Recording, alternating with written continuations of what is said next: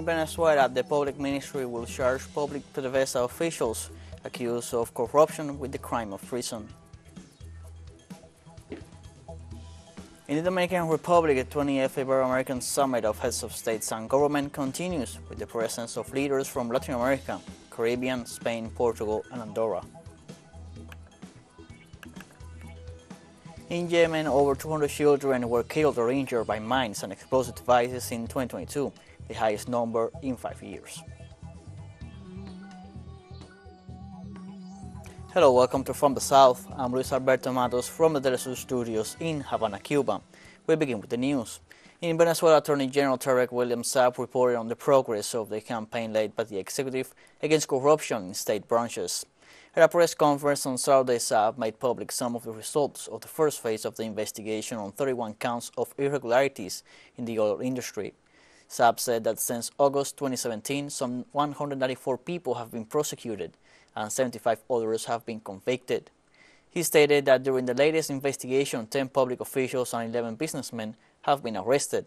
Saab also explained that the charge of treason will be added to the corruption charges of the indicted. In general terms, since August 2017, the Public Prosecutor's Office has charged 16,090 people. 6,067 indictments were filed, and there is a total of 3,976 people convicted of wrongdoing for dirtying their office with the worst filth, using the trust that could have been given at the time by voters or by the state government authorities to this person, and there is the punishment. There we see them.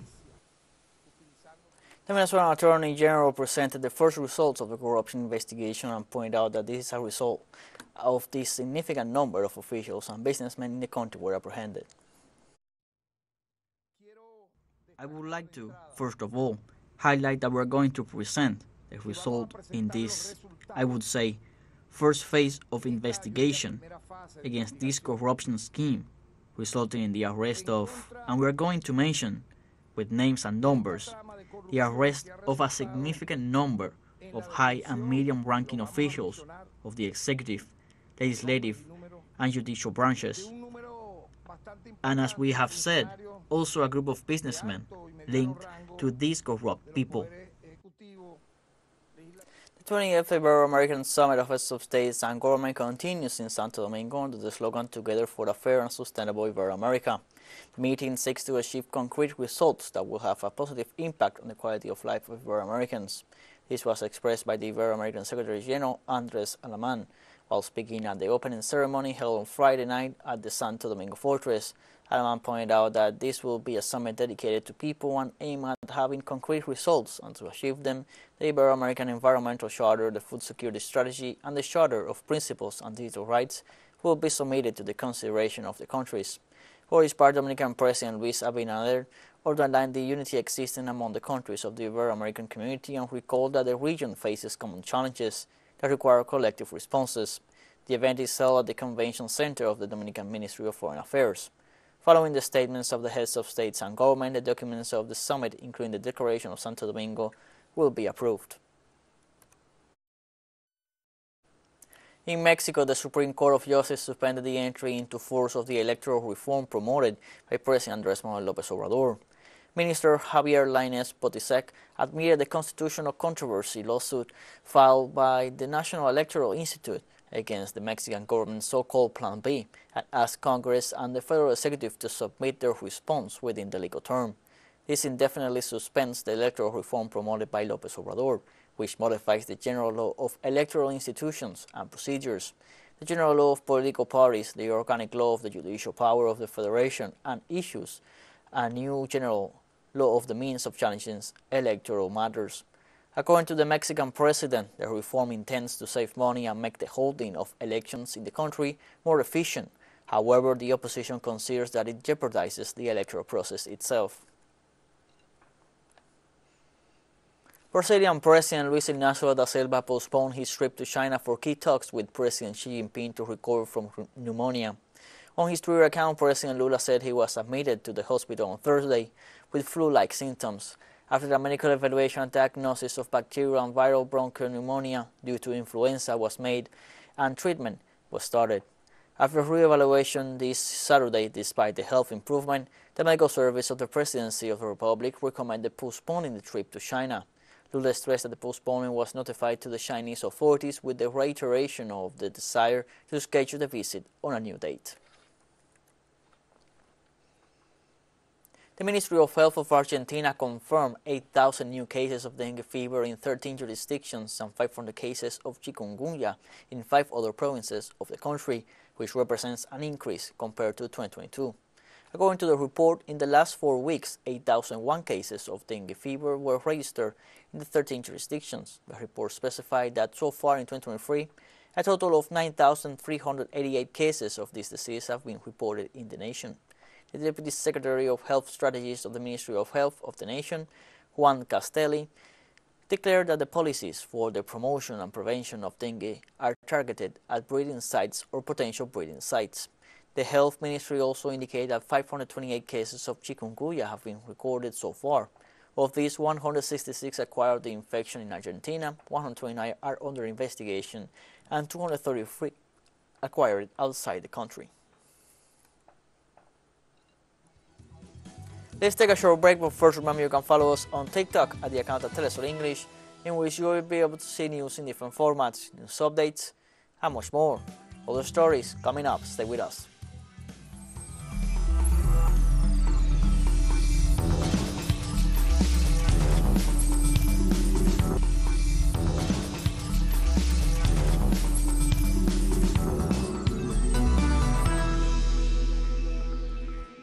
Welcome back from the South.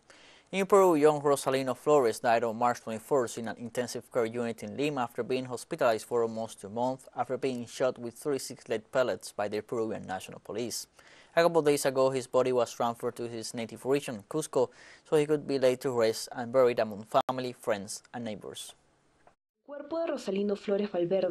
The body of Rosalina Flores Valverde arrived in the city of Cusco on March 23rd with his relative, who accompanied him during his hospitalization in Lima. There, dozens of citizens awaited them outside the facilities of the Velasco Astete International Airport to accompany the hearse to Cusco's main square and then to the Chimpahuaya Square, where he was laid to rest that night.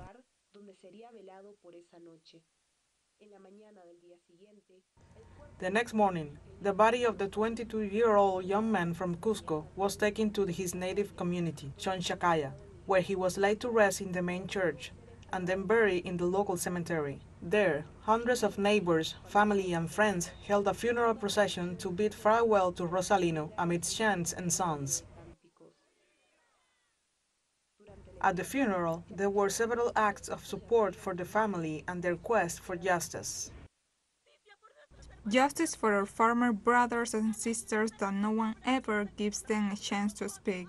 They think because they wear flip-flops and speak Quechua, they don't mean anything. How much I would love to have spent more time with Rosalino. Justice for Rosalina Valverde. Justice. Rosalina Flores became the 49th demonstrator to die during the protests and the 67th of the total deaths registered in the nationwide mobilizations against the government of Dina Boluarte. Here we feel empty with the loss of my cousin. He was killed by the police by order of Dina Boluarte, the assassin. I witnessed it when they shot him. The police shot him in the back with lead bullets. This has been a relevant case, as it is one of the few where it is shown how a police officer abuses his power and shoots at a very short distance at the young man, when he was not carrying any kind of weapon or posed a danger to the law enforcement officers. There have been some irregularities in the judicial process, as pointed out by the family's lawyer, Juan José Quise, in a conference in Lima. Unfortunately, this case was under investigation in the city of Cusco as minor injuries. Go figure, a person like that with minor injuries, but that is the type of investigation we are having as a result of the events in the social protest.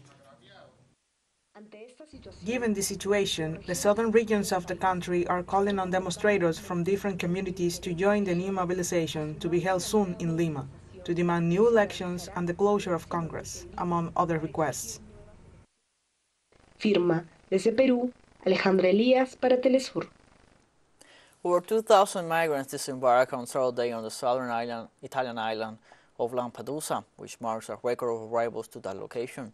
Italian Coast Guard reported that 43 boats arrived on Friday to that island, the southernmost point of the peninsula, with 1,778 people, and on Saturday morning another 6 boats arrived with 267 migrants. In the Embriacola reception center alone, which could only house less than 400 people, there are 1,831 new arrivals, a serious overcrowding already common in this first quarter of 2023. Most migrants come from Guinea, Ivory Coast, Cameroon, Burkina Faso, Gambia, and Niger, and only 25 from Tunisia so far. Pope Francis reported that the 2019 ecclesiastical law aimed at holding senior church officials accountable for covering up sexual abuse has been expanded to include secular leaders. The new update emphasized that just as children can be victims of abuse, vulnerable adults can be affected as well. The expansion is a response to the numerous cases that have come to light in recent years of secular leaders abusing their authority to sexually exploit people under their care or spiritual authority. Meanwhile, the victims expressed the need for a complete revision of the law and reiterated that it is a good measure to end the lack of transparency that has accompanied this scourge.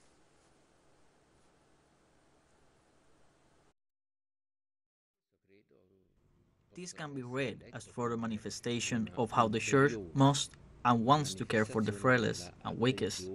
The Pope would say the people on the edge, the rejected. Anyone can be a victim, so there has to be justice. And if the victims are like these vulnerable adults, then even more you must intervene to defend their dignity and liberty. I mean, part of the process of justice, let alone healing, is the awareness that people were held accountable for their actions. That's, yes, it's uneven. I think it should be more even. I think that needs more sort of training and formation and policies and protocol guidelines, particularly for nuncios. Some nuncios put the notification on their website, others don't.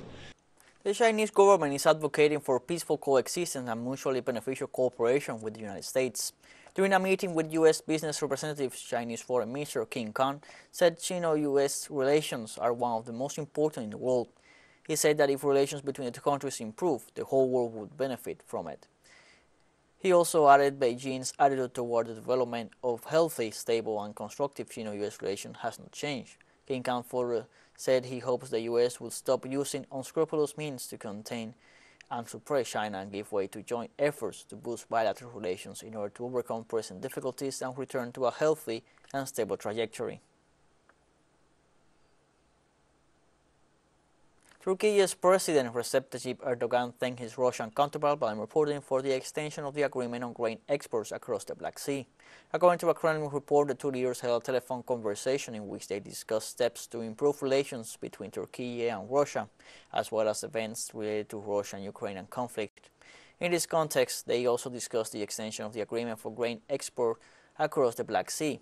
At the same time, Erdogan extended his gratitude to his Russian counterpart for his positive stance on the 60-day extension of the initiative, despite the West's failure to comply with the Russian grain and fertilizer exports. teleSUR English continues to grow. You can now tune in from 33 different African countries through StarSat, dial 461, and enjoy our Latin American alternative broadcast. One final short break and we'll be right back. Stay with us.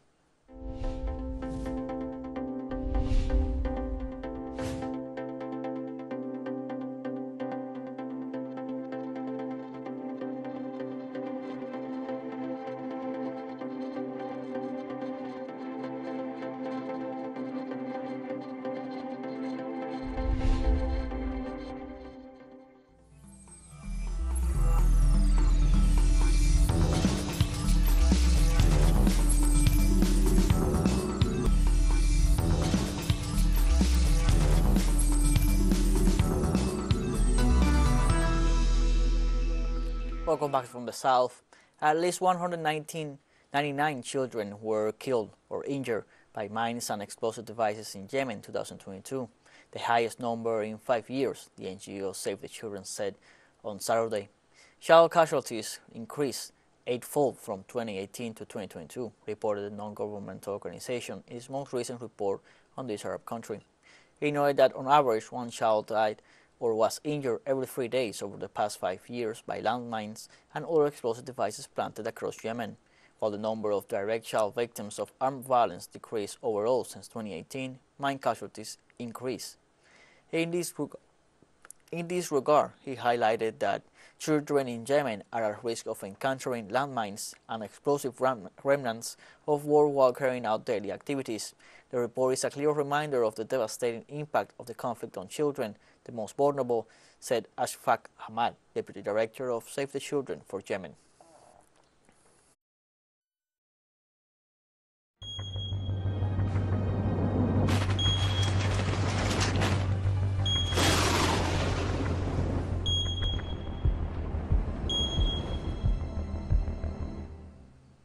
In the United States, a tornado killed over 20 people in rural areas of Alabama and Mississippi. At least 24 people were killed and others injured after a tornado and severe thunderstorm devastated the state of Mississippi, according to the state's Emergency Management Agency in the southeastern states. The agency also reported that 4 people were still missing. Meanwhile, Ted Reeves, governor of Mississippi, noted that search and rescue teams from numerous state and local agencies have been deployed to help those affected by the tornadoes. The National Weather Service confirmed that the tornado caused damage some 60 miles northeast of Jackson, Mississippi, where hundreds of people reported power outages. In Spain, the forest fire between Castellón and Teruel in the town of Villanueva de Viver in Castellón continues to be active.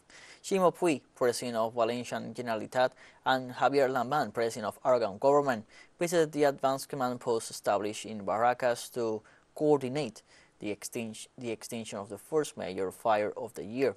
In view of the situation, at least 1,500 people have been preventively evacuated from 10 towns in Valencia and Aragon and will have to stay out of their homes for the next 24 to 48 hours. Currently, the fire that has already destroyed at least 4,000 hectares in a perimeter of 40 kilometers is still being extinguished. The UN Water Conference concluded with the adoption of the Water Action Agenda, a plan with 700 commitments to protect humanity's most precious global common good. At the closing ceremony on Friday, the Secretary General of the United Nations, Antonio Guterres, referred to this resource that unites us all and that is intrinsically linked to sustainable development, the fight against poverty, food systems, and the creation of employment and prosperity, human rights, and gender equality. In addition, Guterres reiterated that the future of humanity depends on changing ways of managing and conserving water. The conference highlighted the need to develop resilient infrastructure, water lines, and waste treatment plants to ensure that all people around the world are protected with early warning systems against natural disasters by 2027. The UN Water Conference, the first in 50 years, was attended by representatives from governments, civil society, private sector, scientists, indigenous communities, and other stakeholders, with the aim of finding innovative solutions and strengthening international collaboration in the face of growing hydrological pressures. In Afghanistan, at least 3 people lost their lives while 7 others were injured as a result of flooding in the north of the country. According to reports from the Taliban Ministry of Disaster Management, the recent rains and snow have destroyed at least 700 homes. Northern Balkh province was the most affected by rainfall, although others like Farah or Zabul have also been hit by sudden flooding in the last 2 days.